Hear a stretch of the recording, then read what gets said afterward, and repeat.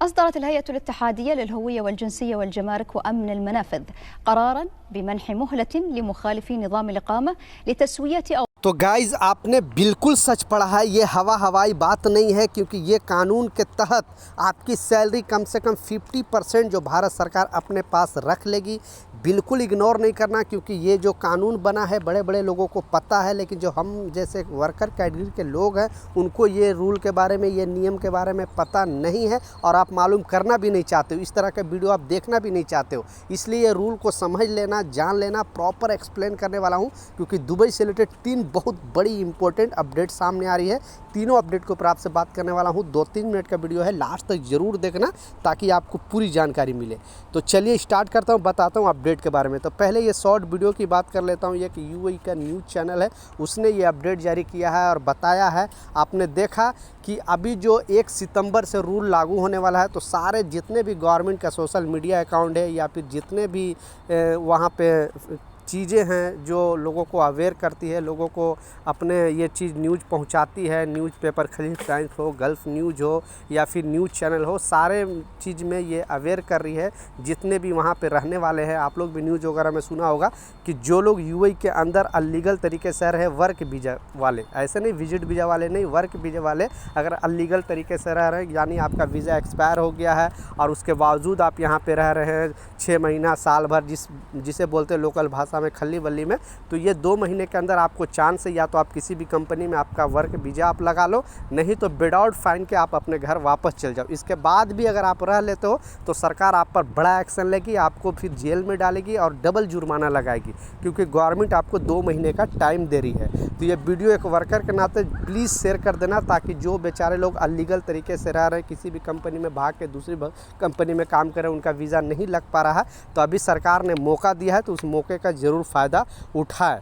दूसरा जो अपडेट है, इसी से रिलेटेड गवर्नमेंट एक नया अपडेट जारी किया है और बताया है कि मान लिया आपका वर्क वीज़ा एक्सपायर हो जाता है किसी भी कंपनी में आपका, क्योंकि 2 साल का वीज़ा लगता है, 2 साल का वीज़ा लगने के बाद आपका जो वीज़ा है एक्सपायर हो जाता है। तो ऐसे बहुत सारे लोग हैं जो यहाँ से यहाँ जॉब सर्च करना चाहते हैं, जॉब चेंज करना चाहते हैं, यहाँ रहते हुए हम दूसरी कंपनी में जॉब कैसे चेंज करें, उसके लिए क्या टाइम है। तो गवर्नमेंट पहले भी अपडेट जारी करके बताया है कि किसी को 1 महीना, यानी आपका 2 साल का कॉन्ट्रैक्ट ख़त्म हो गया तो 28 डे किसी को रहता है, किसी को 60 दिन का छूट मिलता है, किसी का 3 महीने का, किसी का 6 महीने का। तो अब रह गया बात कि आप चेक करोगे कैसे, क्योंकि इसका चेक करने का 3 तरीका है। एक तरीका जो गवर्नमेंट ने एक वेबसाइट का लिंक दिया है नीचे, वो भी आपको स्क्रीनशॉट पर लगा के दिखा दूंगा। इसमें क्लियरली लिखा है, ये वेबसाइट पर आप जाओगे और वहाँ पे अपना इमरत आईडी या पासपोर्ट का कोई भी डिटेल पूछेगा, वहाँ पे आप आईपीसी के वेबसाइट पे आप जाओगे, वहाँ पे डिटेल फिल करोगे तो आपको वहाँ पे क्लियरली मालूम हो जाएगा कि आपका वीज़ा एक्सपायर के बाद आप दुबई के अंदर, यूएई के अंदर कितना दिन होल्ड कर सकते हो, 30 दिन या फिर 60 दिन या 90 दिन या 6 महीना, ज़्यादा आप 6 महीने तक यहाँ पे रह सकते हो। तो वो हो गया वेबसाइट से। दूसरा मैं जो तरीका बता रहा हूँ, क्योंकि बहुत सारे लोग को ये सब वेबसाइट का वगैरह का बात समझ में नहीं आता है, आप पढ़े लिखे बहुत सारे लोग हैं जो नहीं हैं, वर्कर कैटेगरी की बात कर रहा हूँ बेसिकली। तो आपको जगह जगह यहाँ पे टाइपिंग सेंटर बना हुआ, आप देखते होंगे जगह जगह पे टाइपिंग सेक्टर बना हुआ है, क्योंकि कन्फ्यूजन क्या हो जाएगा कि आपको मान लें ग्रेस पीरियड मिला होगा 1 महीने का, यानी वीज़ा एक्सपायर के बाद आपको 1 महीने का, और आप सोचते हो नहीं मुझे 2 महीना मिला है या 6 महीना मिला है, तो आप फिर उतना दिन रह लोगे तो पता चले आप पर ज़्यादा जुर्माना हो जाएगा। यानी आपको वहाँ पे लिखित में आपको नहीं मालूम है कि एक्चुअली रहना कितना, आपका वीज़ा के हिसाब से रहता है। बहुत सारे लोगों को 6 महीना का भी मिलता है, बहुत सारे लोगों को 1 महीना का भी मिलता है। तो आपको चेक करवाना है कि आपको मिला कितना दिन का है वीज़ा एक्सपायर होने से, मतलब एक्सपायर होने के बाद। तो जैसा मैं बताया, जगह जगह पे टाइपिंग सेंटर बना हुआ, वहाँ जाकर आप अपने आईडी, इमरत आईडी या पासपोर्ट नंबर, पासपोर्ट का जो जीरोक्स कॉपी है, वीज़ा का कॉपी है, वो दिखाओगे, उन लोग के बोलोगे कि सर मुझे चेक कराना है कि मेरा वीज़ा एक्सपायर के बाद मैं कितना दिन यहाँ पे होल्ड कर सकता हूँ। वो हो गया दूसरा तरीका। तीसरा तरीका क्या है कि जब हमारा सेटलमेंट मिलता है, पैसे मिलता है, तो हम लोग एक कैंसिलेशन पेपर पे साइन करते हैं। वो पेपर हम मिनिस्ट्री में जाता है और फिर जाके हमारा वीज़ा कैंसिल होता है, क्योंकि उसमें पूरा डिटेल लिखा होता है कि हाँ आपकी सैलरी पूरा मिल गई है, जो बकाया सैलरी है, लीव सैलरी है, ग्रेजुएटी है। तब जब तक नहीं वो आप साइन करके दोगे कंपनी में, तब तक जो आपका स्पॉन्सर है, जो आपका वीज़ा निकाला है, वो जाएगा वहाँ पे मिनिस्ट्री में और जाकर आपका वर्क वीज़ा कैंसिल करा कर लेकर आएगा। तो वो जो जब कैंसिलेशन पेपर लेके आएगा तो उस पेपर के अंदर नीचे भी लिखा होता है कि आप कितना दिन यहाँ पे होल्ड कर सकते हो। तो आप कंपनी से बोलोगे कि मेरा कैंसिलेशन पेपर है वो दे दो, तो उसमें डिटेल लिखा होता है कि आप एक्सपायर से कितना दिन यहाँ पे होल्ड करके रह सकते हो। वो तरीका है। ये 3 तरीका से आप चेक कर सकते हो। तो आपको चेक करना बहुत ज़रूरी है। आपका 2 साल का वर्क वीज़ा खलास होने के बाद आप कितना दिन फ्री में यहाँ पे यूएई के अंदर रह सकते हो।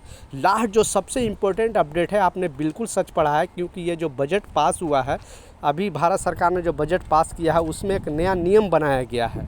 बेसिकली जो जितने भी एनआरआई हैं, मैंने दुबई की बात इसलिए किया क्योंकि मैं खुद दुबई के ऊपर न्यूज़ बनाता हूँ, न्यूज़ बताता हूँ आप लोग को, इसलिए मैं दुबई की बात किया हूँ। लेकिन ये सारे एनआरआई यानी गल्फ़ कंट्री में रह रहे हो, यूरोप कंट्री में रहे हो, इंडिया से बाहर अगर आप काम कर रहे हो, तो ये सारे लोगों के लिए ये नियम है। इसमें बताया गया है कि एग्जाम्पल के तौर पे अगर आपने 5 लाख का कोई भी ज़मीन हो, घर हो या कोई भी चीज़ आप खरीदे हो, उसके बाद अगर आप बेचना चाहो तो पहले तो आपको बेचने में बहुत ज़्यादा परेशानी आएगी, आप बेच नहीं सकते हो। अगर मजबूरन आपने बेचा भी, तो बेसिकली एनआरआई वाले को मैं बोल रहा हूँ, जो एनआरआई हैं, और अगर आपने बेचा भी तो आपको लगभग 2.5 लाख रुपए गवर्नमेंट को देना पड़ेगा। पहला 30% आपको टैक्स देना पड़ेगा भारत सरकार को। उसके बाद टीटीपी एक करके टैक्स का नाम है, वो आपको 20% देना पड़ेगा। मतलब 50% आपका जो भी है, अगर 5 लाख का कोई भी सामान आप खरीदो, हो, ज़मीन है, गाड़ी है या फिर किसी भी मकान है, आपने इन्वेस्ट किया है, तो आपको 2.5 लाख रुपए आपको गवर्नमेंट को देना पड़ेगा। ये सिर्फ एनआरआई वाले लोग के लिए नया नियम बनाया गया है।